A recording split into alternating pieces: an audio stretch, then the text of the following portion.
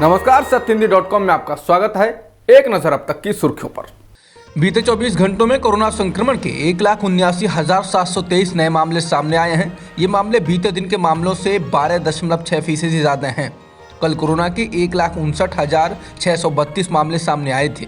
बीते 24 घंटों में 146 लोगों की जान भी गई है। जिन 5 राज्यों में सबसे ज्यादा मामले आए हैं उनमें महाराष्ट्र में 44,388, पश्चिम बंगाल में 24,287, दिल्ली में 22,751, तमिलनाडु में 12,895 और कर्नाटक में 12,000 लोग संक्रमित हुए हैं। फ्रंटलाइन वर्कर्स और वरिष्ठ नागरिकों को आज से बूस्टर डोज लगनी शुरू हो गई है। प्रधानमंत्री मोदी ने बीते माह इस बात का ऐलान किया था कि सरकार बूस्टर डोज लगाएगी। इसे प्रिकॉशन डोज का नाम दिया गया। केंद्रीय स्वास्थ्य मंत्रालय ने कहा कि इस डोज के लिए रजिस्टर करवाने के लिए कोई ज़रूरत नहीं है।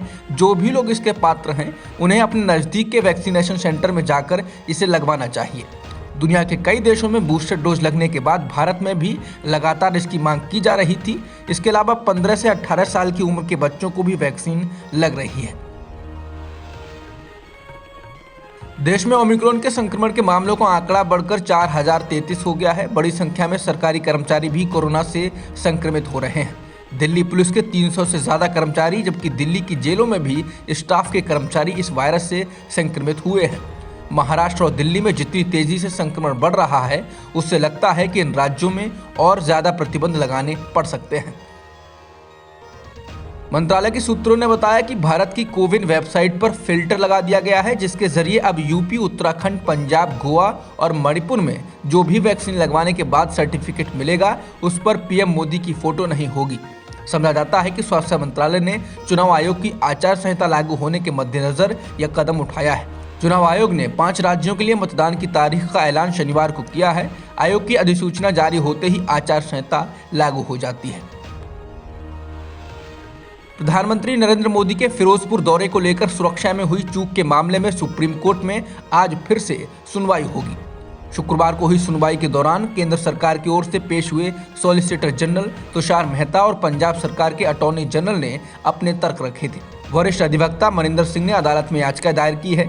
पिछली सुनवाई में सुप्रीम कोर्ट ने आदेश दिया था कि पंजाब और हरियाणा हाईकोर्ट के रजिस्ट्रार जनरल प्रधानमंत्री की यात्रा से जुड़ी सभी दस्तावेजों को अपने पास सुरक्षित रख लें। सीजेआई एनवी रमना ने पंजाब सरकार और केंद्र सरकार की ओर से बनाई गई कमेटियों से कहा था कि वो सोमवार तक इस मामले में कोई कार्रवाई नहीं करें। पश्चिमी उत्तर प्रदेश में कांग्रेस के एक वरिष्ठ नेता इमरान मसूद अपना खेमा बदलने की तैयारी कर रहे हैं। पिछले कुछ हफ्तों से अटकलें लगाई जा रही थी कि क्षेत्र में पार्टी के सबसे बड़े नेताओं में से एक इमरान मसूद समाजवादी पार्टी में शामिल होंगे। चर्चाओं के बारे में पूछे जाने पर मसूद ने माना कि उन्होंने कल अपने समर्थकों की एक वर्चुअल बैठक बुलाई है, लेकिन उन्होंने कहा कि आगे का रास्ता उनसे चर्चा के बाद ही तय किया जाएगा।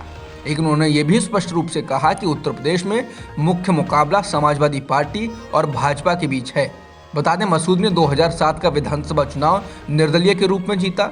2012 का चुनाव कांग्रेस के टिकट पर लड़ा और हार गए और 2013 में समाजवादी पार्टी में शामिल हो गए और अगले साल वे कांग्रेस में वापस आ गए और सहारनपुर से 2014 और 2019 का लोकसभा चुनाव लड़ा, लेकिन वो दोनों ही चुनाव हार गए। मसूद सहारनपुर के बड़े नेताओं में शुमार हैं। इस इलाके में मुस्लिम आबादी 42% है।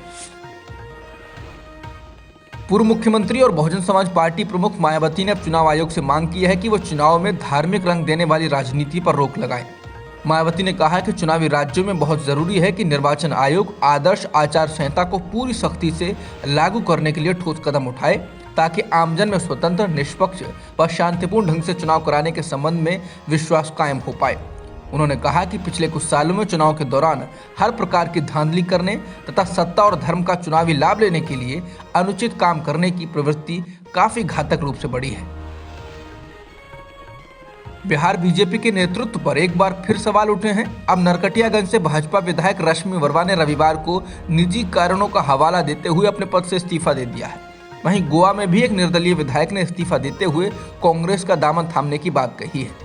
गोवा के निर्दलीय विधायक प्रसाद गांवकर ने चुनाव से 1 महीने पहले रविवार को गोवा विधानसभा के सदस्य के रूप में इस्तीफा दिया।